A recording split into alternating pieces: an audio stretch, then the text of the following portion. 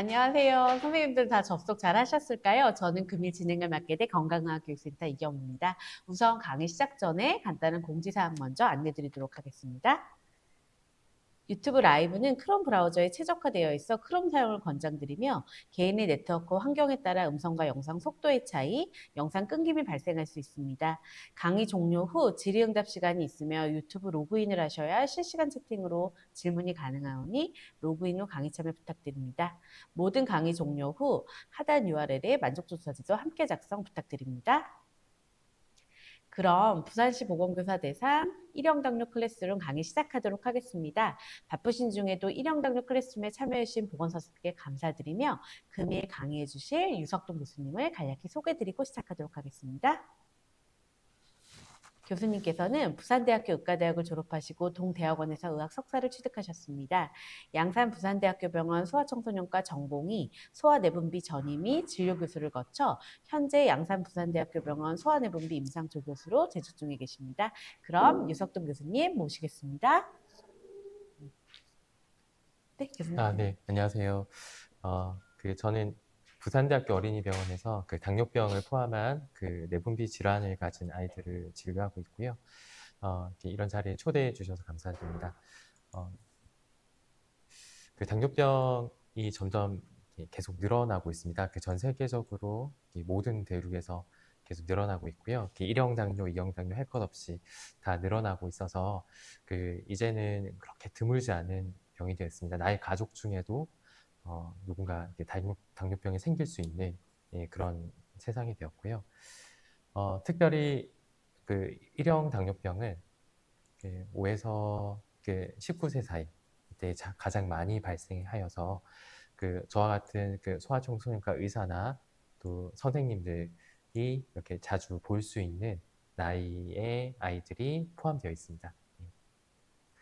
잘 아시겠지만은 당뇨병은 혈액 중에 포도당이 많아서 또는 소변에 포도당이 많은 그런 질환이라서 이렇게 당뇨병이라고 이름이 지어졌고 만성적으로 이렇게 높은 고혈당 상태를 유지하게 됩니다.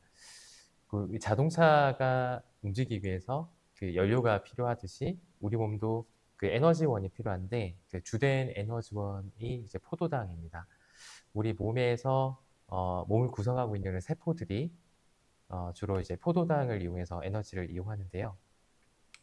포도당이 이제 세포의 문을 열고 들어오는 어떤 상황을 한번 상상해 보도록 하겠습니다. 인슐린이라는 것이 없을 때 포도당이 아무리 문을 두드려도 세포의 문을 열 수가 없습니다. 쿵쿵 두드려도 그러면 이제 에너지를 만들 수가 없겠죠. 그러면 우리가 어떤 활동을 하거나 성장을 하는데 필요한 에너지를 활용을 할 수가 없는 상황입니다. 마치 그림의 떡과 같은 창문 너머에 피자를 보고 있는 강아지와 같은 그런 처지에 속하게 되는 거죠. 실제로는 혈액에 포도당이 많지만 이것을 세포는 이용을 할 수가 없습니다. 반대로 인슐린이 있으면 포도당이 인슐린이란 열쇠를 가지고 세포 안으로 들어와서 이렇게 에너지를 이용을 할 수가 있죠.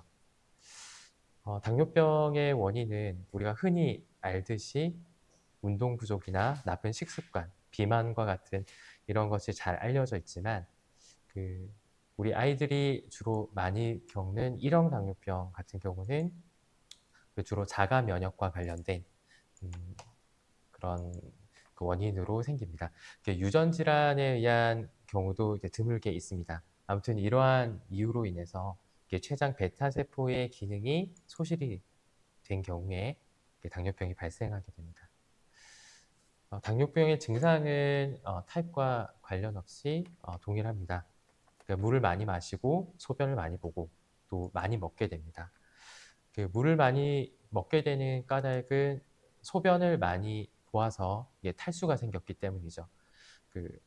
소변으로 180, 혈당이 180 이상 높게 되면 소변으로 혈당이 포도당이 나타나게 되는데 이때 물을 끌고 가게 됩니다. 그로 인해서 탈수 현상이 생기고 물만 빠질 뿐 아니라 포도당도 많이 빠지기 때문에 에너지가 마치 밑 빠진 독에 물 붓기 하듯이 계속 빠져나가게 됩니다.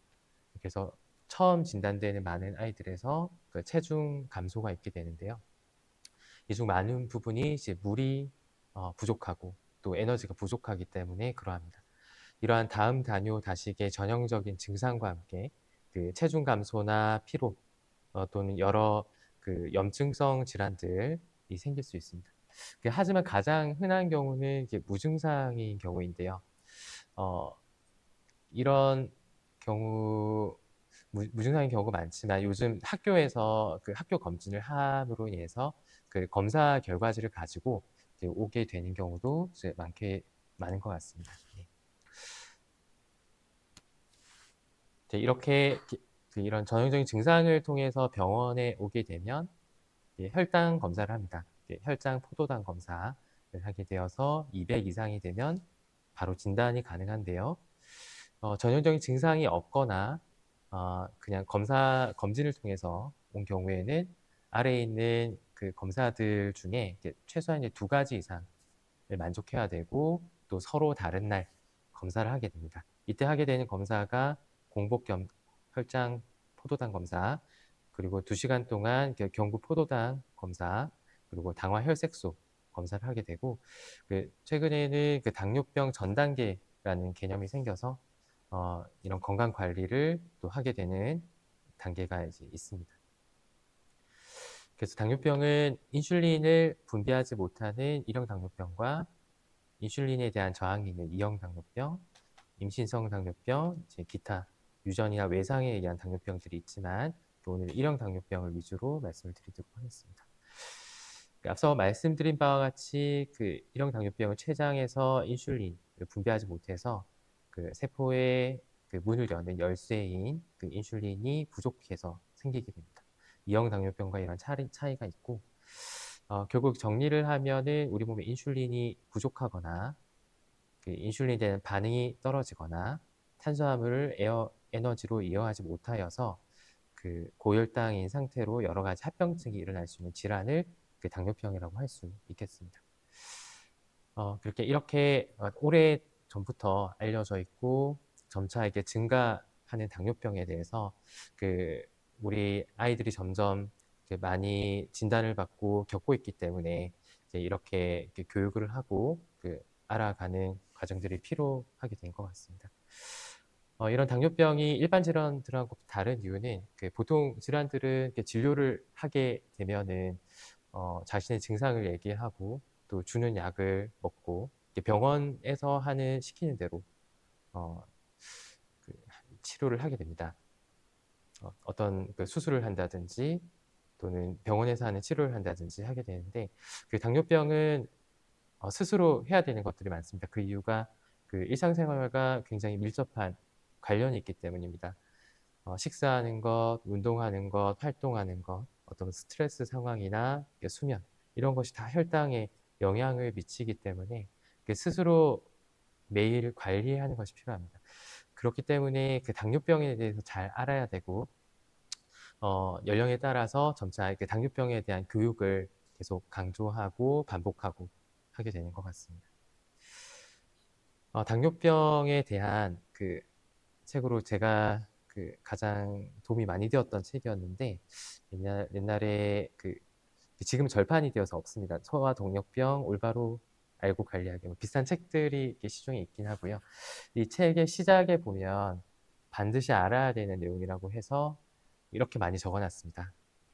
당뇨병을 관리하는 이유에 관한 내용, 인슐린에 관한 내용, 저혈당의 기준과 대처 방법, 증상, 혈당을 어떻게 검사하는지, 또 이런 혈당의 목표는 얼마인지, 혈당에 따라서 인슐린을 어떻게 조절하면 되는지, 또는 토하거나 열나거나 아플 때 어떻게 관리를 해야 하는지, 운동을 할 때는 혈당 관리를 어떻게 해야 되는지, 합병증에 대한 내용, 그리고 최근에는 여러 인슐린 펌프라든지 연소혈당 측정기와 같은 관리 기기들이 있어서 이것들도 공부를 해야 됩니다. 참 공부를 많이 해야 되는 질환이고요. 이런 치료를 하는 목표는 1차적으로는 목표 혈당, 건강한 혈당을 유지하고 이로 인해서 합병증을 예방하는 것, 그리고 우리 아이들은 이제 성장을 하니까 건강하게 성장하는 것, 그러면서 일상생활의 여러 기회들을 놓치지 않고 다른 아이들, 건강한 아이들과 마찬가지로 일상생활을 지속하고 살아가는 것이 목표입니다. 이제 이렇게 되게 하려면 앞서 말씀드린 바와 같이 그 자기 스스로 관리하는 것이 필요한데, 이 밑바탕이 되는 것이 그 병원에서뿐만 아니라 학교 또는 환우회, 지역사회, 그 나라에서의 여러 지원들이 다 필요합니다. 그래서 그 선생님과 제가 이렇게 같이 이야기를 하고 공부를 하게 되는 것 같고요. 그 아이들이 처음 진단을 받으면 그 부모님들이 이런 질문을 가장 먼저 하십니다. 어떤 음식을 먹지 않아야 되나요? 피해야 되나요? 탄수화물을 먹으면 안 되나요? 이렇게 하시는데, 그 아이들이 먹는 식사는 크게 다르지 않습니다. 건강한 아이들에게 권장되는 것과 다르지 않아요. 다만 이제 비만이 있는 경우에는 적절히 열량을 제한하는 것이 필요합니다. 그 나이랑 키, 활동 수준에 맞는 칼로리를 먹으면 되고, 그 탄수화물도 이만큼 먹어야 됩니다. 예. 그 곡류군, 우유군, 과일군, 그리고 나머지는 뭐 채소, 고기류, 물을 충분히 먹고 또 운동을 하는 것. 그 하루 칼로리의 60% 한국 사람들 기준으로 이렇게 탄수화물 섭취하는 게 권장이 되고 있습니다. 근데 우리가 사는 세상에 이렇게 너무 맛있는 게 많죠. 네, 편의점 그리고 분식집, 뭐 배달 음식 너무 많습니다. 네, 그 우리 이런 맛있는 음식 하나 나올 때마다 새로운 적이 나타났다 이렇게 생각이 드는데, 이런 세상을 살아야 되기 때문에 그 아이들이 혈당 조절하는 것이 점점 더 어려워지는 것 같습니다. 처음 진단을 받거나 좀 아이가 어느 정도 좀 자라거나 한 1, 2년에 한 번씩 그 영양 교육을 하게 되는데, 그때마다 아이들에게 이제 영양 성분표 읽는 법을 알려줍니다. 그 많은 그 만들어진 가공식품들에는 영양 정보가 항상 이렇게 있습니다. 그 탄수화물이 얼마다, 당류가 얼마다. 이때 당류는 탄수화물에 이제 포함이 되어 있고요. 인슐린을 줄 때는 그 탄수화물 양을 기준으로 해서 주게 됩니다. 물론 당류의 양이 적을수록 그 혈당이 상승하는 그런 속도, 이런 것이 적기 때문에 혈당의 변동을 좀 줄일 수 있겠습니다. 가능한 적은 당류와 그 적당한 양의 탄수화물이 든 그 식품을 섭취하는 게 중요하겠고, 그 같은 탄수화물이라도 이제 단순당이나 당류에 들어있는, 그리고 복합 탄수화물이냐에 따라서 혈당의 상승하는 속도나 지속 시간이 다르고, 단백질이나 지방은 탄수화물의 5, 60% 또는 10% 정도의 혈당에 영향을 주면서 대신에 굉장히 오랫동안 혈당에 영향을 주게 됩니다. 탄수화물, 단백질, 지방이 모두 많은 치킨 같은 것을 먹게 되면 저녁에 먹었다 하면 이제 새벽 내내 혈당이 높은 상태가 지속이 될 수가 있고요. 이런 식품에 대한 그 정보들을 어떤 식품교환표나 또는 그 식품의약품 안전처에 있는 그 데이터베이스들에서 좀 확인할 수 있고, 요즘엔 그 활용할 수 있는 어플들이 쉽게 잘 되어 있어서 또 쉽게 사진을 찍어서도 좀 확인을 할 수 있기도 합니다. 밥을 먹을 때 흰밥을 먹어야 되나 아니면 잡곡밥을 먹어야 되나 이렇게 물어보기 하는데, 일단은 양이 더 중요합니다. 물론 이제 잡곡밥이나 섬유질이 많은 걸 먹으면 더 좋긴 하죠. 그리고 이렇게 하나하나 탄수화물 계산하는 것이 굉장히 좀 어렵기 때문에 요즘은 그 목측량, 눈대중으로 탄수화물량을 계산하는 것을 알려주기도 합니다. 그러니까 우리가 자주 먹는 빵이나 피자, 식빵 같은 것을 이런 식으로 좀 외워두기도 하고, 주먹 하나의 크기를 일반적인 곡류분의 23g, 1단위라고 이제 생각을 하고, 1교환 단위, 이런 식으로 주먹 크기에 따라서 그 탄수화물의 양을 이렇게 추정하기도 하고, 곡류분은 손바닥에 5mm 정도에 올라오는 정도, 사과 3분의 1 크기, 우유 한 개는 뭐 10g, 이런 식으로 그 탄수화물 양을 추정해서 인슐린을 주기도 합니다. 그럼 우리가 혈당 목표에 대해서 알아야 된다고 했는데, 어느 정도의 혈당이 적당한가라는 것을 알아야 됩니다. 일반적으로 이러한 정도를 목표의 혈당이라고 하고, 180 이상을 좀 높은 혈당, 250이면 좀 많이 높은 혈당, 70 이하면 낮은 혈당, 54 이하면 많이 낮은 혈당이라고 생각합니다. 그렇지만 우리 아이들은 나이가 다 다르죠. 나이가 다 달라서 이런 목표가 되는 혈당들이 조금씩 다릅니다.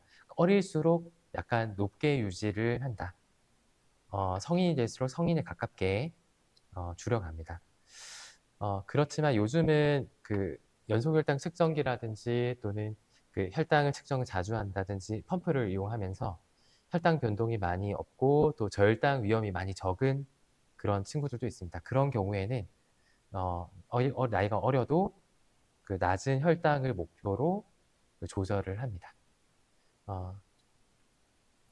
혈당 측정을 옛날부터 이제 지금처럼 하게 되었던 건 아닌데 옛날에는 이제 마치 실험실에서 시약으로 이렇게 하듯이 검사를 하기도 했고 소변을 묻혀서 검사를 하기도 했고 네, 이렇게 엄청나게 큰 혈당 측정기가 있기도 했습니다. 네, 최초의 혈당 측정기. 네, 그러다가 지금의 형태에 이르게 되었고요. 지금은 손끝을 체열해서 하는 자가혈당 측정과 병원에 와서 검사하는 당화혈색소, 이거는 한 2, 3개월간 평균 혈당을 알려주는 데 도움이 되고 또 실시간 혈당과 이런 평균 혈당을 둘 다 알 수 있는 장점이 있는 연소혈당 측정기가 있습니다. 당화혈색소는 저는 이제 고래에 붙어 있는 따개비 같다는 이런 생각을 하는데요. 적혈구가 한 2, 3개월 정도 살거든요. 예, 이때 글루코즈가 적혈구 표면에 이렇게 붙게 되면은 이게 얼마나 붙었나라는 걸 확인하는 그런 검사입니다. 예, 그래서 이런 2, 3개월간 평균 혈당을 알 수 있게 되는 것이고요. 예, 연소혈당 측정기는 아마 많이 보셨을 것 같습니다. 요즘 비만에 대한 그런 관심도 많이 높고 반려견들도 이런 측정기를 많이 하고 있더라고요. 인터넷에서 보니까 예, 꼭 사람만 측정하는 것은 아닌 것 같고 그래서 많이 일상생활에서 요즘 많이 확인을 하고 계신 것 같습니다. 옛날에는 이렇게 크기가 비교적 크고 길쭉하고 두터운 편이었는데 점차 이제 크기가 작아지고 있습니다. 이게 리브레 1이고 2였는데 3가 또 나와 있고요. 가디언도 이전보다 좀 많이 작아졌고 그렇습니다. 이렇게 피부 표면에 붙이게 되면 센서가 피하 지방층에 들어와 있고요.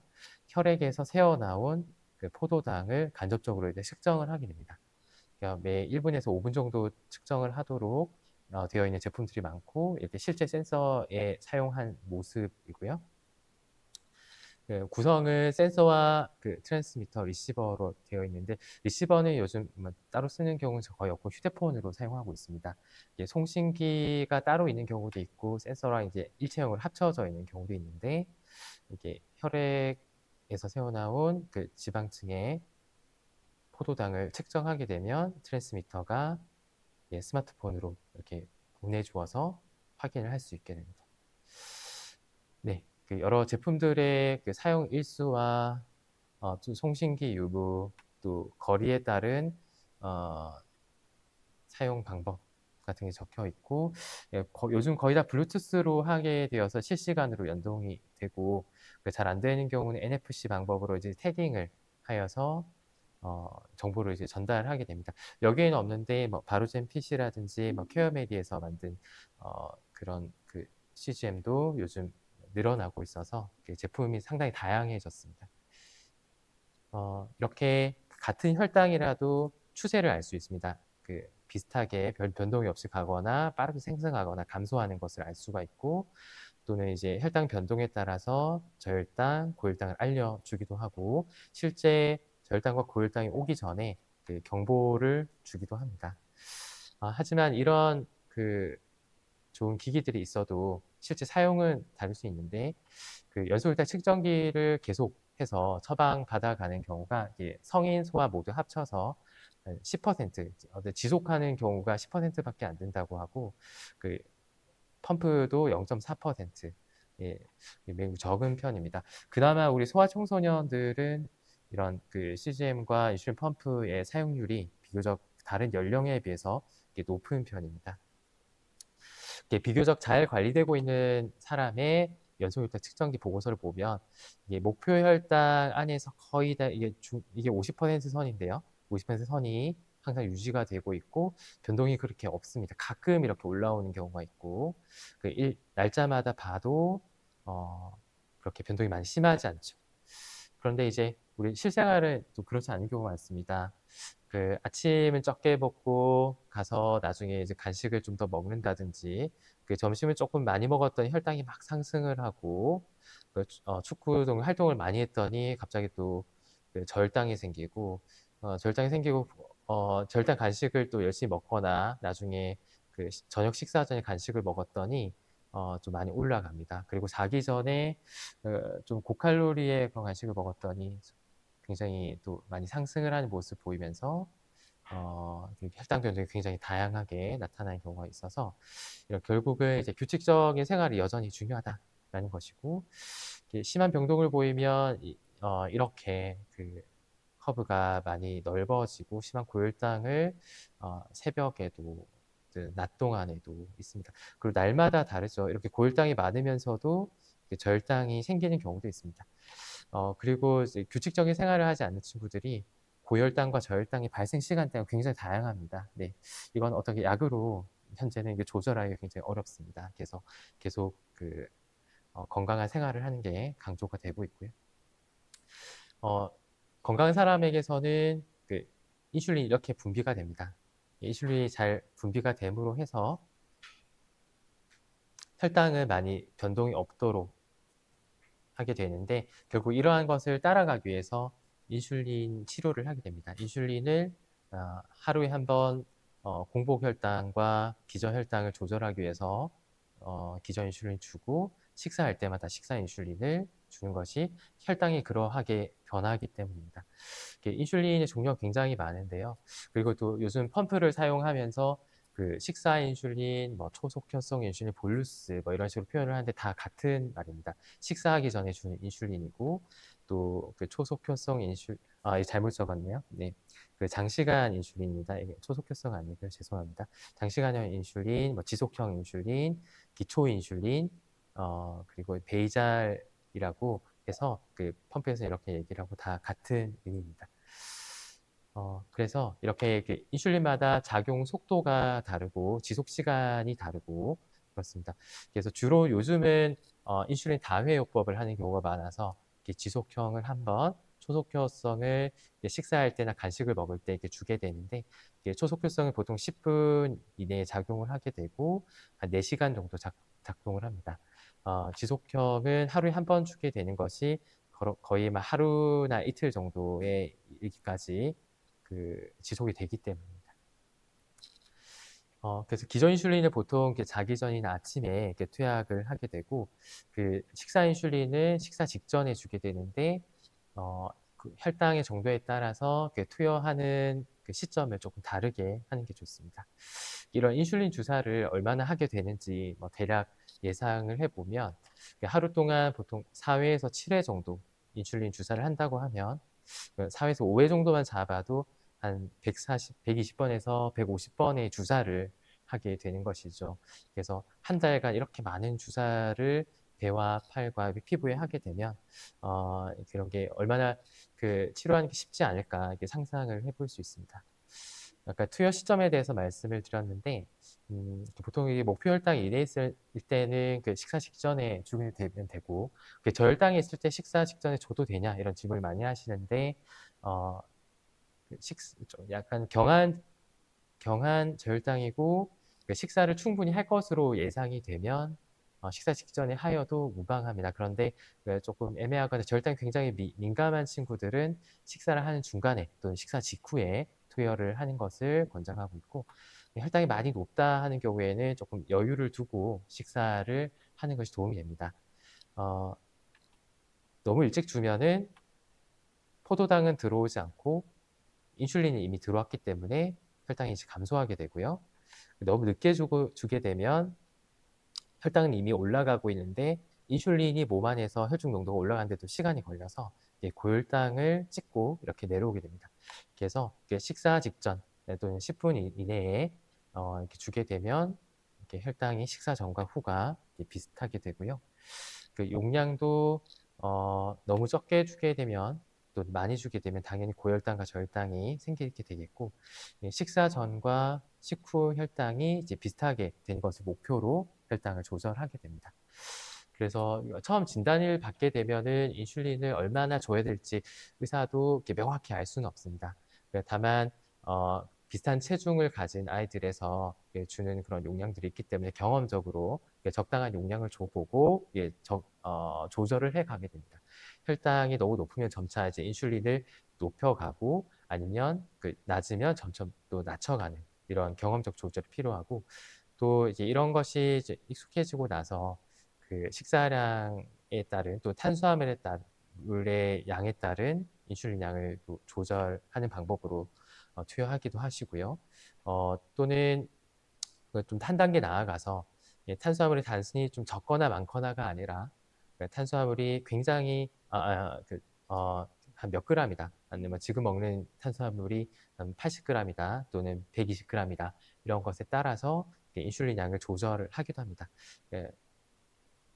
그래서 기저 인슐린, 지속형 인슐린 같은 경우는 하루에 한 번 주게 되는데, 주로 이제 타겟하는 혈당이 이제 공복 혈당입니다. 공복 혈당이니까 우리 아침 식사 전이 항상 공복이죠. 또는 식사 이후에 한 5시간, 6시간 지나면 역시나 또 공복 혈당이라고 볼 수가 있는데, 이런 공복 혈당을 목표로 해서 아침 공복 혈당이 여전히 높이 있다, 목표보다 높으니까 점점 이렇게 한 2, 3일에 한 번씩 높여가게 되겠습니다. 12단일 이틀 줘도 여전히 안 떨어지니까 4일째에는 14단일 올려보고, 14단위로 주다 보니까 목표 혈당에 있어서 줬는데 또 너무 낮아지니까 다시 줄여가는 것이죠. 이런 식으로 기저 인슐린을 조절하게 되겠고, 인슐린을 적게 쓰는 아이들은 10%씩, 그러니까 10단위 이하로 쓰면 1단위씩 조절을 하게 됩니다. 이러한 내용을 이제 보호자분들한테도 저희가 교육을 하는 내용이고요. 식사 인슐린 아까 말씀드렸던 바와 같이 식전과 식후가 비슷하게 유지되는 것을 목표로 합니다. 이런 사이트가 있는데 한번 들어가 보시면 이렇게 조절을 하실 수가 있으세요. 인슐린 얼마 줬을 때 또는 어느 타이밍에 줬을 때 혈당이 어떻게 변한다, 한번 직접 해보시면 좋을 것 같고요.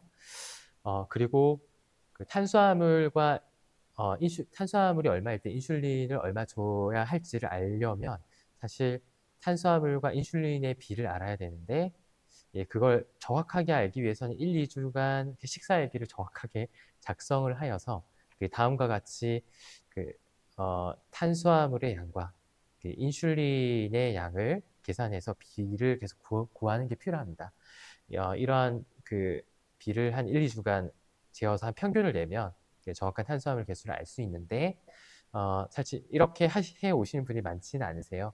그래서 적당히 예상되는 탄수화물 개수를 처음에 20g당 1단위 또는 15g당 1단위로 시작을 해서 이게 너무 많다고 하면은 탄수화물 개수를 늘려가고, 탄수화물 개수가 커지면 인슐린이 더 적게 들어가는 겁니다. 탄수화물 만약에 혈당이 너무 낮다, 인슐린이 너무 많이 들어가는 것 같다고 하면 탄수화물 개수를 낮춰줍니다. 원래는 15로 시작했다가 14.5, 14 이런 식으로 인슐린이 더 많이 들어갈 수 있도록 탄수화물 개수를 또 줄여 갈 수가 있겠습니다. 그래서 처음 시작은 이런 식으로 계산을 하거나 또는 추정해서 시작하지만 나에 맞춰서 탄수화물 개수를 조절하기도 하고, 어떤 친구들은 아침과 점심, 저녁 탄수화물 개수를 좀 달리 쓰시는 경우도 있습니다. 그래서 경험적으로 할 때는 500법칙이라고 해서 하루에 들어간 인슐린 약으로 500을 나누면 하루에 기저 인슐린 또는 식사 인슐린 다 합쳐서 50단위가 들어간다고 하면 탄수화물 개수, 탄비는 한 10이 되겠는데, 10g 정도의 탄수화물을 먹을 때 1단위 정도를 주는 게 좋겠다. 간식을 먹을 때도 이런 것을 활용을 하면 좀 더 인슐린 혈당 조절에 좀 용이하고요. 그리고 또 1800법칙이라고 하는 게 있는데, 이것은 교정 개수를 구하는 데 필요합니다. 교정개수라 하기도 하고 같은 말이 참 여러 가지로 사용이 되는데요. 인슐린 민감도 지수라고도 합니다. 그래서 짧은 말을 다 선호하니까 막 교정개수가 얼마다 이렇게 말을 하는데 1800을 하루에 들어간 인슐린 양으로 나누면 만약에 40단위가 하루에 들어간다고 하면은 75 정도가 그 교정개수가 되겠는데 인슐린 1단위로 75 정도의 혈당을 떨어뜨린다는 말입니다. 예, 그래서 지금 현재 혈당이 300이고 목표 혈당이 120이면은 목표 혈당에 비해서 많죠. 얼마 정도? 180이 더 많죠. 예, 그리고 이거를 나눠서 또 70으로 나눠서 계산하면 2.4단위. 그래서 2단위나 2.5단위를 추가로 투약을 하면 또 교정을 하는 데 도움이 됩니다. 네. 이것도 마찬가지로 개인에 맞춰서 조절을 하는 것이 필요하고요. 이런 식사하는 상황을 좀 상상해보고 이 남자아이가 만약 당뇨를 가지고 있다 할 때 만약 뭐 토스트나 감자, 샐러드, 우유 이런 걸 먹는데 현재 혈당이 150이고 목표 혈당이 100이다. 네, 100 정도 차이 나고 또 인슐린을 한 5시간 정도 전에 줬다. 그리고 2시간 뒤에 축구를 할 예정이다. 이렇게 했을 때 현재 식사량이나 이미 올라가거나 내려간 혈당, 또 앞으로 내려갈 혈당, 또 남아있는 최근에 뭐 한 2시간 전에 인슐린을 줬다 이런 걸 고려하면 조금 적게 줘야 될 수도 있거든요. 이런 부분들을 고려해서 인슐린을 주게 되고 보통 펌프를 하고 있지 않은 아이들은 이것만 생각을 하거나 또는 앞에 있는 이미 올라간 혈당기, 자가혈당 측정기로도 알 수가 있죠. 이런 정도로 해서 인슐린을 주게 됩니다. 또 연속혈당 측정기를 하고 있으면 앞으로 올라갈 추세의 화살표를 알 수 있기 때문에 이것도 고려를 하게 되고 남아있는 인슐린 양은 잘 고려를 하지 않는 경우가 많으신데 인슐린 펌프를 하고 있으면 이런 것을 자동으로 계산을 해주는 경우가 많습니다. 현재 먹을 탄수화물 양만 입력을 하면 이런 것들이 자동 계산을 하게 되죠. 예, 그래서 다음과 같이 계산이 될 수가 있는 예시를 보여드리고요. 혈당이 높을 때는 사실 왜 높았나를 기록을 해두면 좋습니다. 이것이 없으면 의사도 알 수가 없는 경우가 많고요. 어떤 스트레스라든지 인슐린 주사량 또는 아팠다든지 또는 변질된 인슐린을 사용했다든지 하면은 그에 맞춰서 원인들을 좀 조절을 해주는 것이 필요하고 혈당이 너무 낮다 할 때는 식사를 적게 했는지 또는 식사를 하긴 했는데 뭐 밥은 안 먹고 고기만 조금 먹었다든지 원래 먹던 간식을 먹지 않았거나 또는 운동을 안 하던 운동을 열심히 했다든지 이럴 때에도 기록을 안 하면 의사가 알 수가 없겠죠. 네, 결국 그런 부분들을 확인을 하여서 또 교정을 하는 것이 필요합니다. 이런 부분들이 없다면 결국은 인슐린을 줄이거나 늘리는 게 필요합니다. 그래서 이거는 어떤 연속혈당 측정기 패턴을 보여주고 있는데 뭐 자가혈당 측정을 하는 친구들도 혈당을 자주 잰다면 이런 것을 이용을 할 수가 있고 기저 인슐린은 새벽이나 자기 전이나 아침이 이제 비슷한 것을 목표로 하고요. 식사 인슐린은 식전이나 식후가 이제 비슷한 걸 목표로 하는데 이런 패턴에 따라서 줄이거나 늘리는 것을 조절을 해볼 수가 있고 인슐린 투여 시기가 너무 늦거나 너무 빠를 때 발생할 수 있는 거, 용량이 부족하거나 많을 때 발생하는 그런 패턴을 보여주고 있습니다. 같은 것을 먹어도 천천히 먹으면 천천히 혈당이 올라가겠죠.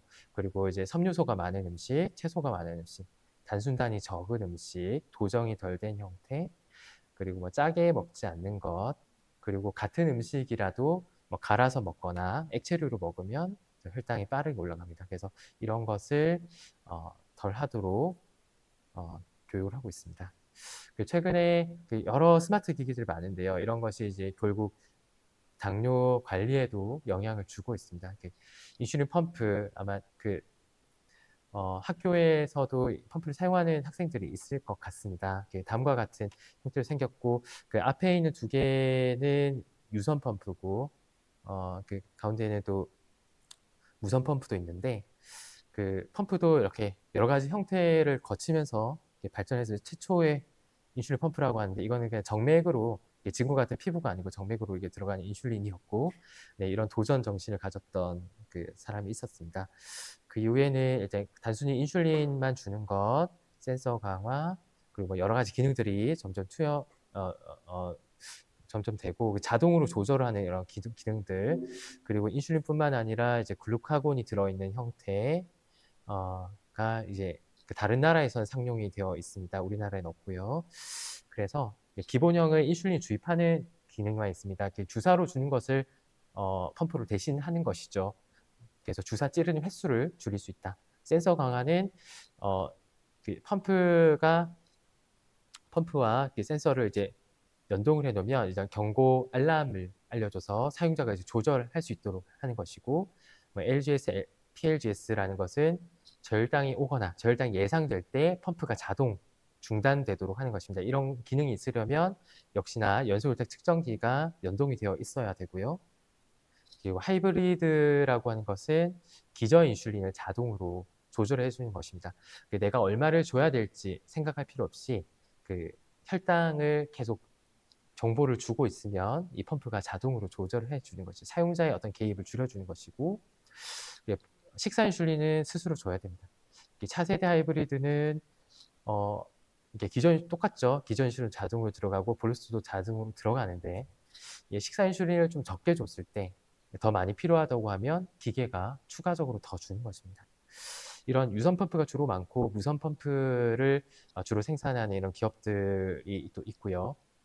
아까 말씀드렸던 건 듀얼 펌프도 있습니다. 구성은 이런 펌프가 있고 한쪽은 배터리, 한쪽은 인슐린 저장고가 있어서 이런 이게 그냥 우리 쓰는 AA 건전지가 들어가고 되고, 여기는 인슐린이 들어가게 되고, 이게 튜브를 통해서 캐뉼라 주입 세트가 있습니다. 이게 피부에 들어가는 곳이고요. 보통 뭐 모터로 밀어주는 형태의 제품이 많습니다. 그래서 이렇게 배에 착용을 하게 되고, 뭐 팔이나 허벅지에 착용을 하게 되고, 무선 인슐린 펌프 보여주고 있고, 이런 장점이 있습니다. 주사 횟수 줄이고 인슐린 투여 편리하고 미세한 조절. 펌프는 0.1단위, 0.01단위 굉장히 미세하게도 조절을 할 수가 있고, 또 천천히 줄 수도 있습니다. 한 번에 확 주는 것이 아니라 천천히 나눠서 뷔페 같은 데 가거나 할 때 좀 천천히 들어가면 좋겠죠. 그리고 하루 중에 좀 인슐린이 많이 필요한 구간, 적게 필요한 구간, 속도를 조절할 수가 있고, 그 저혈당이 왔을 때 저절로 멈춰주거나, 저혈당 예상될 때 멈춰주니까 저혈당 위험을 낮출 수 있습니다. 그래서 목표 범위 내 혈당이 늘어납니다. 앞서 말씀드렸던 내용들을 좀 길게 적어놨고, 주사를 주다가도 중지를 할 수가 있습니다. 내가 조금 생각이 바뀌면 중지를 할 수가 있고요.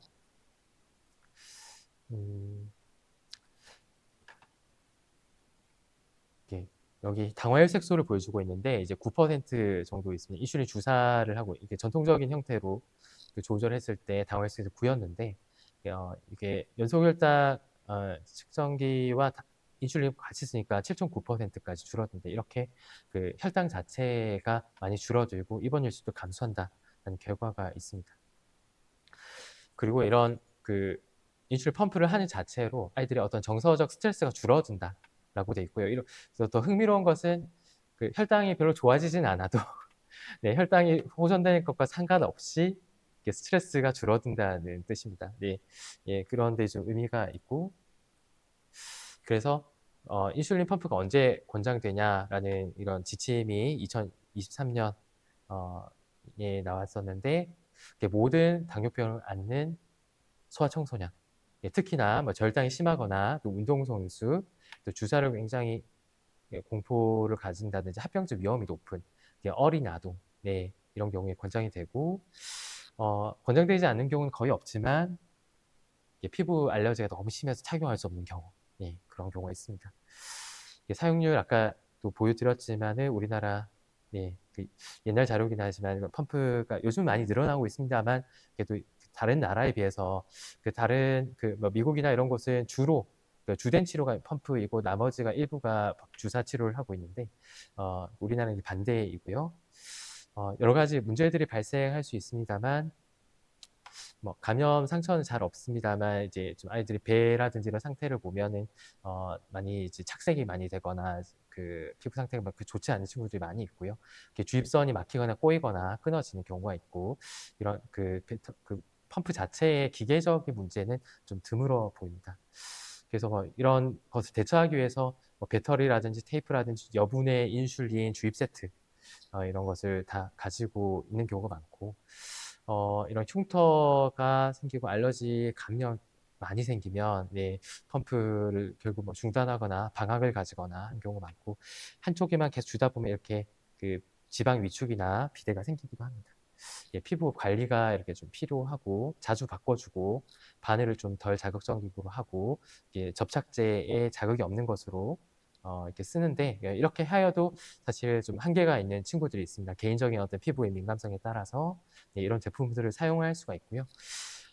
이런 것이 없는데도 피부 펌프를 중단하는 경우가 많습니다. 예, 그래서 좀 안타까운데요. 그냥 보이고 싶지 않아서 이런 걸 숨기고 싶어서 하는 경우가 많아서 좀 사용을 하면 당뇨병 관리에 많이 도움이 될 것 같은데 이런 것에 대해서 아직 마음을 열지 못하는 친구들이 많습니다. 네. 그래서 앞으로 있을 이런 펌프 같은 경우는 완전 인공 췌장 같은 것을 목표로 해서 만들어지고 있는데 지금까지 이런 기능들을 합쳐서 뭐 글루카곤도 들어있고 운동을 하게 되면 운동 활동량에 따라서 인슐린 양도 조절을 하고 또 사용자의 어떤 활동 패턴을 학습을 하여서 그 인슐린 양을 조절을 한다든지 그리고 지금은 그 인슐린 펌프와 그 연소혈당 측정기가 따로 되어 있는데 두 가지나 착용을 하고 있어야 되거든요. 이런 그 부분들을 통합을 하여서 좀 더 심플하고 작고 간단하게 만드는 것이 그 지금 현재의 이렇게 기술적인 그런 의료적인 목표인 것 같습니다. 그래서 치료 목표는 합병증을 잘 예방하기 위해서 또는 혈당 목표 안에 혈당을 유지하는 게 필요하고 이로 인해서 건강하게 성장하고 아이들이 어떤 그 사회적인 참여라든지 일상생활을 계속 잘 지속하는 것이 목표이고요. 예, 자가 주도적인 관리가 필요하고 식단이 일반적인 건강한 식단과 크게 다르지 않다는 것과 연소혈당 측정기와 펌프가 요즘 많이 활용되고 있다는 것 이렇게 말씀을 드리고 싶습니다. 마지막으로 이제 학교에서의 또 소아청소년들의 이런 특수성을 말씀을 드리고자 하는데 아이들의 성장하고 또 사춘기를 겪게 되죠. 이제 이런 것이 또 혈당에 영향을 주게 되고 또 스스로 이제 관리를 잘하는 아이들이 있는가 하면 대다수는 또 그렇지 않아서 여전히 그 부모님들의 관리가 필요합니다. 그리고 어떤 케톤산혈증이라든지 이런 합병증들이 반복이 되는 경우에 어떤 인지 기능이 만성적으로 나중에 영향을 미칠 수 있다고 되어 있습니다. 아이들이 많이 어릴 때는 그냥 부모님 손을 잡고 왜 해야 되는지는 모르지만 계속 하니까 또 잘 따라하는 경우가 많습니다. 3, 4살 되는 친구들도 주사를 오히려 더 잘 하죠. 잘 하다가 이제 초등학생 때쯤 되면은 그때 뭐 간식량이 많이 늘어난다든지 식탐이 많이 늘어나는 친구들이 많아서 곤란을 겪게 되는 경우가 많지만 여전히 이제 부모님 손안에 있기 때문에 기도 잘 합니다. 왜 하는지를 모르겠지만 필요하다고 생각하고 혈당 자체에 대해서도 뭐 얼마다라는 걸 인식을 하고 또 조절을 하려고 또 노력하는 친구들도 있죠. 그러다가 이제 중고등학생이 되면은 걱정은 많이 합니다만 또 관리를 하지 않거나 네, 이제 전혀 또 치료를 거부하는 아이들도 또 소수 있게 됩니다. 사춘기가 되면은 성장 호르몬, 성 호르몬이 많이 분비가 되게 되는데 원래 건강한 아이들에게서도 이런 인슐린 저항성이라는 것이 생깁니다. 그래서 인슐린 요구량이 한 20%에서 많게는 50%까지도 많이 증가할 수가 있습니다.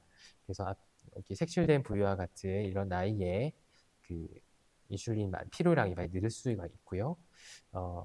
이런 호르몬 변화와 더불어서 여전히 좀 인지가 부족하고 그럼에도 불구하고 엄마의 손을 이제 거절하고 방에서 혼자 한다고 하면서 실제로 인슐린 투여하지 않는 친구들이 많습니다. 네, 그러면서도 또 더불어서 이게 다른 우울증이라든지 심리적인 취약성을 가진 친구들이 많아서 이런 일형 당뇨가 있는 청소년들의 17% 정도가 혈당 조절이 잘 되지 않는 수준인 당화혈색소 9.5% 이상으로 이제 보고가 되어 있습니다. 그래서 이 아이들의 바란 게 뭔지, 또 충분히 당뇨병에 대한 지식이 있는지, 어, 그것을 위해서 이제 무엇을 함께 할 수 있을지를 계속 고민을 해야 되고요. 이런 것이 전혀 안 되는 친구들 같은 경우는 음, 치료 목표 자체를 좀 낮게 조절을 하기도 합니다. 전혀 인슐린을 하루 종일 안 맞고 있는 친구가 있었고, 계속 가출을 하고, 네, 집에도 잘 안 들어온 친구가 있었는데, 네, 그런 친구들에게서는 이렇게 하루 한 번이라도 인슐린을 좀 맞자, 네, 라고 이제 이렇게 시작을 하면서, 이제 치료를 좀 지속을 했고, 점차, 인슐린의 횟수라든지, 혈당 목표를 조금 재설정해 가면서 조절했던 경험이 있습니다. 강압을 하면 잘 듣지 않는 경우가 많아서 행동 목표를 할 수 있는 목표 안에서 조금씩 어, 그 조절을 해가면서 성취감을 느껴갈 수 있도록 해주고 또 왜 조절을 해야 되는지 좀 반복적으로 알려줄 필요가 있습니다. 그럼에도 불구하고 여전히 잘 조절이 안 되는 친구들이 많아서 좀 지금 이상의 어떤 조치들이 좀 필요할 것 같은데 많은 고민이 여전히 필요한 영역이고요. 이런 것을 위해서 초등학생 때부터 이제 나이가 들면서 서서히 이런 인슐린 투약이라든지 혈당 관리에 대해서 이런 책임을 조금씩 넘겨줄 필요가 있습니다. 그래서 부모님에게도 이런 부분들 말씀을 드리고 있습니다. 혈당을 기록하고 또 체크하는 것까지는 이제 스스로 해보자. 그리고 나머지는 일단 엄마가 하자. 그리고 이제 인슐린 펌프를 착용할 때에도 주입선에 있는 주입선이나 펌프에 어떤 비닐을 까거나 이런 거 준비하는 거는 아이가 스스로 하고 또 바늘은 엄마가 해보자. 이렇게 하다가 스스로 이제 아이가 스스로 할 수 있도록 점차 이런 역할을 넘겨가는 것이죠. 이러한 과정들이 어려서부터 조금씩 있어야 될 것 같고요. 이제 부모님도 이제 이런 심리적 고통이 많이 크다고 합니다. 이런 부모와 자녀의 어떤 심리적인 그런 부분들 다 관리를 하는 것이 예, 계속 좀 필요합니다. 학교에서 아이들이 많은 시간을 보내기 때문에 결국 이게 이러한 교육 시간이 있는 것 같고요. 학교에서 받는 여러 식사하는 시간, 운동하는 시간, 스트레스 받는 시간, 또 이제 어떤 부모님들 같은 경우 등하교 거리까지도 좀 많이 신경을 쓰시고, 또 시험 시간들 중에 이 혈당이 변하면 어떻게 하나 이런 걱정들을 많이 하게 되십니다. 여러 이제 당뇨병에 대한 인식 부족이 이전에 비해서 많이 나아졌다고 생각을 개인적으로 하고 있지만, 이런 상황이 여전히 있을 수는 있을 것 같고요. 학교에서 학교 검진을 통해서 소변당이 나와서 요즘 오는 경우가 많은데 이제 건강한 아이들에게서도 혹시 물을 많이 마시거나 체중이 갑자기 빠지거나 하는 친구들이 있으면 병원 진료를 좀 권유해 보시는 것도 좋을 것 같습니다. 인슐린 투약을 어디서 해야 되는가가 처음 진단된 아이들이 이제 병원에서 학교로 돌아갈 때 늘 고민을 많이 하시는데요. 예전에는 아이들이 좀 화장실이나 이런 곳에 투약을 했던 경우가 많은 것 같습니다. 요즘은 교육청에서도 이런 그림을 그려서 교육 자료를 많이 배포를 해주시는 것 같습니다. 예, 그래서 이런 깨끗한 환경을 제공해 주시는데 많이 신경을 써 주시고 계셔서 예전보다 낫긴 한데 당뇨병을 숨기고 싶어하는 아이, 아직 공개를 안 하고 싶어하는 아이들은 여전히 사각지대에서 또 인슐린을 맞지 않거나 맞지 않는 아이들 많아요. 또 집에 와서 한 2~3시쯤 집에 와가지고 주사를 한다든지 이렇게 하면 반드시 고혈당이 또 있거든요. 네, 그래서 이런 인슐린 투약 공간이 아이들 편안한 마음으로 제공될 수 있도록 이제 배려를 해주시는 것이 예, 필요하겠습니다. 식사 인슐린을 아까 작용 시간을 말씀을 드렸는데 식사 직전이나 한 10분 전에 투여를 하는 것이 필요한데 또 이제 식사하는데 좀 시간이 걸리죠. 투약을 하고 급식을 줄을 서서 받는 경우도 있는 것 같고 아니면 또 이제 도시락으로 먹는 경우도 많은 것 같은데 하여튼 그런 경우에 따라서 대기를 하게 되는 경우도 있는 것 같습니다. 그래서 투약하고 좀 시간이 많이 오래 걸리면 저혈당이 생길 수 있는데, 음, 이런 경우에 이제 아이가 먼저 식사할 수 있도록 배려를 해주시면 좋지만, 또 어떤 학교에서는 또 배려를 굉장히 많이 해주시려고 했는데도 불구하고 아이들이 아이가 너무 먼저 나가서 이제 먹는 것을 굉장히 꺼려 하더라고요. 예, 그래서 어, 그런 부분도 그냥 결국은 아이를 이제 배려해 주시는 게 가장 좋을 것 같습니다. 아이가 원하는 대로 이제 존중을 해 주시면 좋을 것 같고, 이런 당뇨 관리 기기에 대한 부분들도 이제 이전에 비해서 논의가 많이 되고 있고, 또 그 편의를 많이 주시고 계시긴 한 것 같습니다만, 또 스마트폰을 이제 규정상 이제 반납하게 되고 아이가 이런 당뇨병을 또 공개하고 싶지 않게 되는 경우에는 여전히 이런 연소혈당 측정기라든지 이제 펌프 활용을 위해서 스마트폰이 필요한데, 이런 것을 또 다 활용을 못하게 되는 경우도 있는 것 같아요. 네.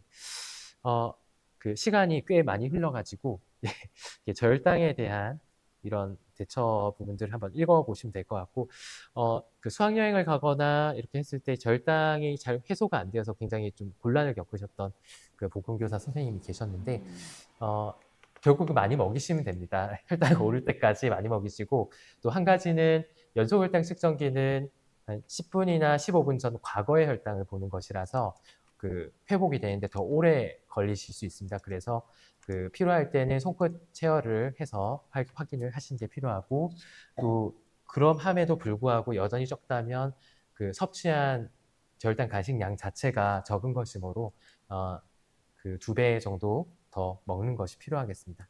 반복적으로 측정을 하셔서 하시면 되겠고, 이렇게 반복적으로 보면 되게 좀 회복이 되는 것 같습니다. 병원에서도 그렇고요.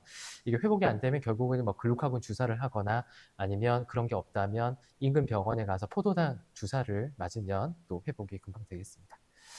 네, 이런 부분들 확인하시고, 고혈당은 일반적으로 응급 상황은 아닙니다. 그래서 혈당이 높다고 해서 걱정할 것은 아니지만, 이걸 장기적으로 혈당을 조절을 하실 필요는 있고, 식사 인슐린 자체를 조절한다든지, 또는 그 현재 높은 혈당에서 교정 인슐린을 줄 수 있겠지만, 그 부모님이 보통 하시는 방법이 있으실 거예요. 또 그 주치의 선생님이 교정 인슐린을 주는 아이들도 있고 주지 않는 아이들도 있어서, 그런 그 원칙을 확인하시고 하시면 되겠고, 증상이 있다면 그때는 대처가 필요합니다. 그래서 부모님을 연락하신다든지, 또는 뭐 그렇게 많이 높지 않은 고혈당이면 휴식을 취하거나 수분 섭취를 충분히 하면서 지켜보시면 되겠습니다. 네, 아플 때는 자주 혈당을 측정을 하는 게 좋고, 그 아픈 것 자체로 스트레스 호르몬이 나오기 때문에 혈당이 많이 증가할 수 있습니다. 인슐린 투여가 더 많이 필요할 수가 있고, 또는 구토나 장염 등으로 잘 먹지 못하면 혈당이 또 많이 감소할 수 있어서 인슐린 투여를 줄여야 될 수 있습니다. 이렇게 조절을 할 수 있지만 여전히 이게 조절이 되지 않을 때는 병원 진료가 필요하겠고, 일반적으로 저희가 그 당이 포함된 음료수를 먹지는 않지만, 이렇게 아픈 날 같은 경우에는 혈당이 비교적 낮은 상태이고 식사를 잘 못할 때에는 당분이 함유된 음료를 먹으면서 인슐린을 주기도 합니다. 좀 높은 혈당에서는 이렇게 물만 먹고요. 그리고 케톤이라는 것을 측정을 하면서 볼 수도 있는데, 2 이상이면 병원에서의 어떤 치료가 필요합니다. 네. 이렇게 이제 한 10,000원 정도 하는데요. 소변으로서 색깔에 따라서 단계를 1, 2, 3, 4 확인을 할 수가 있습니다. 네, 운동은 권장이 되고, 불규칙한 운동은 저혈당을 일으킬 수 있지만, 규칙적으로 계속 운동을 하면 인슐린 투여량도 줄일 수가 있고, 저혈당 위험도 크지가 않습니다. 네, 식후 1시간 정도의 운동을 많이 권장을 합니다. 네, 110 이상의 혈당에서 운동을 하는 것을 권장하고, 300이 넘으면 운동을 이제 미루는 것이 원칙입니다. 네, 시간 관계상 여기까지 말씀을 드리고, 이제 질문이 있으시면은 말씀을 드리도록 하겠습니다. 네, 이제부터 질의응답 시간 갖도록 하겠습니다. 채팅창에 질문을 써주시면 순차적으로 답변을 드리도록 하겠습니다. 선생님들께서 채팅창에 기대하시고 저희 방송창에 올라오는데 1, 2분 정도 걸려서요. 조금 기다려 보도록 하겠습니다. 참고로 채팅창에 보여지는 대화 순서는 개인의 유튜브 설정에 따라 다를 수 있음을 참고 부탁드립니다. 네, 올라와서 저희 시작해 보도록 하겠습니다. 그 유진선 선생님께서 연속혈당 측정기 관리는 별도로 하는 방법이 있나요? 바늘로 인한 감염 또는 방수 관련된 문제가 없던가요? 라고 질문 주셨습니다. 네. 일단 감염에 대한 위험도는 일반적인 건강한 면역을 가지고 있다면 거의 없는 편이지만 뭐 가능성은 있고요. 어떤 피부 연부 조직 감염이 있을 수 있겠지만 일반적으로는 잘 발생하진 않고 연소혈당 측정기는 바늘이 있지는 않습니다. 그 센서가 피하 조직에 있는 것인데요. 혹시 제품을 사용하시거나 이제 제품을 이제 경험할 기회가 있으시다면 사용하고 나서 바로 버리지 마시고 그 센서를 한번 이제 만져보시면 굉장히 말랑말랑한 필름으로 되어 있습니다. 제품마다 약간 딱딱한 것도 있고 필름 같은 것도 있는데 그래서 일반적으로 우리가 아는 그 바늘은 아니고요. 그리고 방수 같은 경우는 방수가 된다고 합니다. 방수가 된다고 하고 하지만 우리가 그것을 피부에 부착하는 접착제는 방수가 좀 불완전할 수가 있거든요. 그래서 일반적으로 방수 테이프를 그 위에 얹혀서 추가로 사용해서 사용하는 편입니다. 네, 그렇지 않아도 방수는 된다고 기업에서는 이제 홍보를 하고 있습니다. 네, 다음으로는 보건실 냉장고에 휴마로그 인슐린을 보관하고 점심 식사 전 투여하고 있는데요. 개봉 시 4주간이 유통기간이라고 하는데 하루 한 번 맞으니 한 달간 아주 적은 양만 쓰게 됩니다. 이런 경우에도 남는 것은 더 이상 쓰지 않고 버리는 게 맞는 것인가요? 라고 질문 주셨습니다. 네. 이것은 사용을 일단 개봉을 하면 한 달 정도 쓰고 버리셔야 됩니다. 네. 그래서 남은 양과 상관없이 새 펜으로 교환을 하셔야 되고요. 펜형 인슐린 같은 경우는 사용 중에는 실온 보관은 가능하세요. 실온 보관은 가능한데 요즘과 같이 굉장히 더운 25도 이상의 여름 같은 경우에는 말씀하신 것 같이 냉장 보관을 하시는 게 좋을 수 있습니다. 네, 임난주 선생님께서 수학여행을 가서 간식을 계속 먹다 보니 혈당이 350 이상이 측정되는 학생이 있었습니다. 이런 경우는 응급으로 어떻게 관리해줘야 하는지 궁금합니다. 라고 질문 주셨습니다. 네, 교정 인슐린을 주는 학생이라고 하면 그리고 이제 교정 개수가 미리 확보가 되어 있다면 그에 따라서 추가 인슐린을 주실 수는 있겠습니다. 요즘 학교에서 많이 조사를 하시더라고요. 그런 것으로 해볼 수 있겠는데 만약 그런 것이 없다면 간식 먹는 것을 일단 중단시키고 증상이 있는지 없는지를 확인하시고 증상이 없다면 수분 섭취를 충분히 하시게 한 이후에 다음 식사 시간 인슐린을 줄 때 추가로 인슐린을 이미 올라간 혈당만큼 주는 것이 필요할 수 있겠습니다. 네, 그래서 다음으로는 박영진 선생님께서 연속혈당 측정기는 보험이 되는 기준이 무엇인지 궁금합니다. 라고 질문 주셨습니다. 네, 연소혈당 측정기는 일단 소아청소년에서는 일형 당뇨병에서 보험이 되고요. 사실 보험이라기보다는 이것을 다시 받게 됩니다. 이게 보험이라기보다 사용을 하게 되면 영수증 제출하면 일부 이제 금액을 이제 돌려받게 되고 1형 당뇨병은 다 되고 2형 당뇨병은 현재 이제 보험이 되고 있지는 않습니다.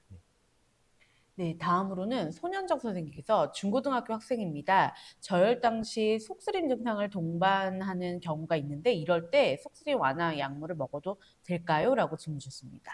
네, 상관은 없으시고요. 이게 물론 제 개포스가 이렇게 당류나 탄수화물이 들어있는지는 모르겠는데 아마 들어있진 않았던 것 같고 그리고 일반적인 타이레놀이라든지 여러 약물들이 특별히 제한은 없습니다. 다 사용은 가능하신데 혈당을 많이 올리는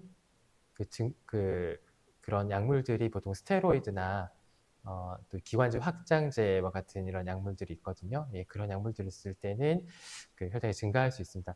그리고 저혈당시 속쓰림이라고 하셨는데, 속쓰림 증상이 일반적으로는 저혈당에서는 잘 이렇게 동반이 되진 않아서 아마 별개의 증상일 수도 있을 것 같습니다. 네, 다음으로 이은숙 선생님께서 저희 학교는 일형 당뇨 학생이 4명입니다. 인슐린 주사를 맞는 것이 무척 힘든 일이네요. 보건실에 와서 혈당 체크와 인슐린을 본인이 직접 주사합니다. 코로나 이후 당뇨 학생의 발생률이 유의미한 변화가 있나요? 라고 질문 주셨습니다. 네. 코로나 이후에 발생률이 증가하고 있는데 이것이 이제 단순히 이제 코로나 때문인지 아니면 전 세계적으로 빠르게 증가하고 있는 당뇨 발생률 때문인지는 아직 명확하지는 않습니다. 아무튼 우리나라를 포함해서 전 세계적으로 코로나 이후에 빠르게 증가하고 있습니다. 네, 제가 시간 관계에서 지금 이은숙 선생님까지만 답신 드린다고 했는데요. 같이 동시에 올리셔서 한 분만 더 진행하도록 하겠습니다. 김소연 선생님께서 혈당이 높아서 추가 인슐린 주사하는 경우 부위에 따라 반응 속도가 다른가요? 팔에 줬더니 혈당이 많이 떨어지지 않고 복부에 줬더니 반응이 빠른 것 같아서요. 라고 질문하셨습니다. 네, 굉장히 중요한 음. 질문을 해주셨는데요. 일반적으로 복부가 가장 흡수 속도가 빠릅니다. 그래서 식사를 할 때 주로 이제 복부를 이용하게 되고, 팔이나 다리는 일반적으로는 복부보다 느린데, 팔과 다리를 많이 움직이게 되면 그쪽으로 이제 혈류가 많이 가게 되면서 흡수 속도가 빨라지게 됩니다. 네, 그리고 함께 질문을 주신 게 전날 치킨 등을 먹어서 고혈당이 다음날까지 영향을 줘서 평소보다 많이 먹지 않았는데도 300 이상 혈당이 뛰어서 추가 인슐린을 줬는데도 떨어지지 않고 계속 오른 채로 유지된다면 그냥 지켜봐도 될까요? 라고 질문했습니다. 네, 교정 인슐린은 일반적으로 한 두세 시간 정도의 간격을 두고 이제 투여하는 것을 권장하고 있는데요. 극가닥이 이런 초속효성 인슐린이 한 4시간 정도까지 우리 체내에 남아있기 때문입니다. 그래서 남아있는 인슐린들이 점점 누적이 되면서 나중에 저혈당이 오는 것을 좀 경계하고자 이런 시간 간격을 두고 주게 되겠는데, 혈당이 높다면, 그리고 얼마 전에 인슐린을 줬다면 한 두세 시간 정도 지켜보고 추가로 줄 수가 있겠습니다. 제가 채팅 질문 너무 많이 주셨는데요. 시간 관계상 저희가 지금 3시간 넘어서요. 좀 마무리 지어보도록 하겠습니다. 질문 주신 보건 선생님께 감사 인사드립니다. 이것으로 보건교사 대상 1형 당뇨 클래스룸 강의 마치도록 하겠습니다. 그럼 더 의미 있는 소아내분비의학 교육으로 또 뵙도록 하겠습니다. 귀한 시간 내어 강의해 주신 유성동 교수님께 다시 한번 감사 인사드립니다. 감사합니다.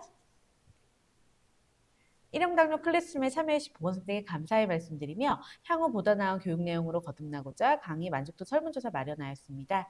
유튜브 영상 하단의 URL을 클릭하셔서 만족도 조사지 작성 부탁드리며 강의 자료는 지적재산으로 공식적인 허가 없는 외부 유출을 금지하오니 참고 부탁드립니다. 이것으로 보건교사 대상 1형 당뇨 클래스를 모두 마치도록 하겠습니다. 감사합니다.